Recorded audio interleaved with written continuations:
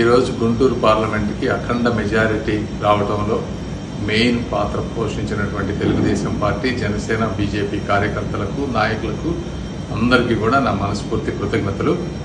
ఈ టైంలో అందరం కూడా సెలబ్రేషన్ చేసుకోవాల్సినటువంటి టైం ఇది. అంటే ఒక పాజిటివ్ తోటి ఆనందంతో ఉండాల్సినటువంటి సమయం.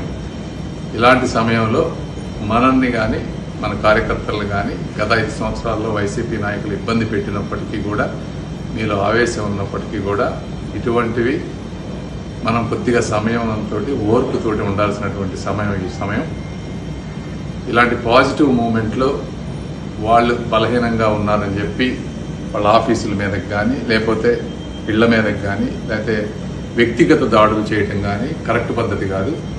ఎందుకంటే ఈ రోజున జగన్మోహన్ రెడ్డి గారు వాళ్ళ కార్యకర్తలు అలా చేయబట్టే ఈ రోజున ప్రజల్లో తిరుగుబాటు వచ్చి ఇంత అఖండ విజయాన్ని మనకు తీసుకొచ్చారు. మనకు తీసుకొచ్చింది ఎందుకు అంటే అలాంటివి చేయడం, ఒక డెవలప్మెంట్ వైపు వెళ్దామని. ప్రజలందరూ కూడా పీస్ని కోరుకుంటారు, అభివృద్ధిని కోరుకుంటారు తప్పించి అరాచకాన్ని కానీ, రౌడీయిజాన్ని కానీ, దౌర్జన్యాన్ని కానీ ఎవ్వరూ కోరుకోరు.